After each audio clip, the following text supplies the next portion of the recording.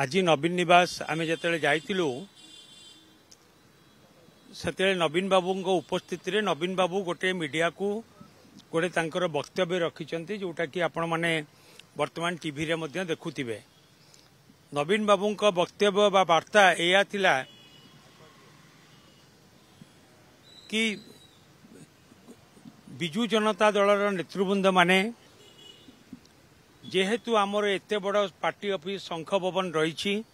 शंख भवन रे बसिकी तांको दलीय कार्यक्रम आलोचना करंतु। द्वितीय कथा थिला कि प्रभात त्रिपाठी विषय रे से कही कि प्रभात त्रिपाठी बिजू जनता दलरू एक्सपेल होती जहाँ को ऊपर चिटफंड रो आलिगेशन थिला एवं से आम दल रे नाहांती। तृतीय कथा होची श्री भी के कार्तिकेन पांड्यान श्री कार्तिकेन पांड्यान जे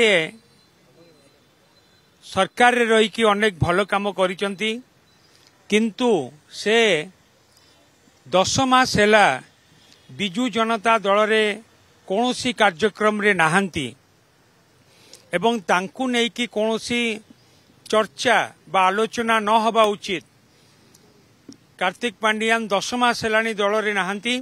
एवं दलीय कार्यर कौनसी दलीय कार्य सहित संपृक्ति तांकर नाही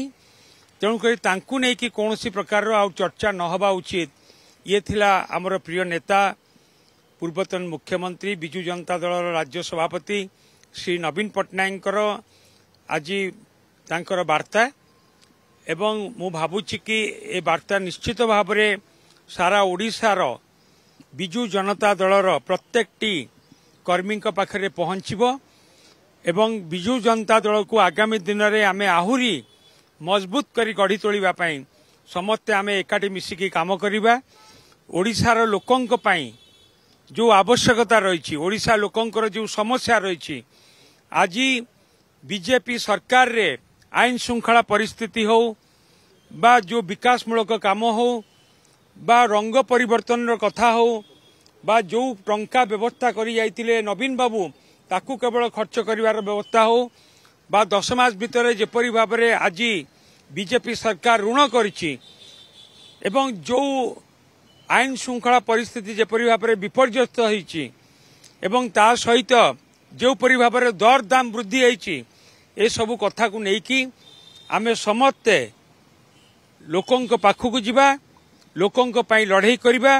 एवं बिजू जनता दल सबु बेले ओडिशार स्वार्थ पई लड़ाई करि आछि एवं बिजू जनता दल लोकंक स्वार्थ पई सबु बेले लड़ाई करछि ओडिशार स्वार्थ पई लड़ाई करछि। हमर ए लड़ाई आगामी दिन में जारी रहिबो।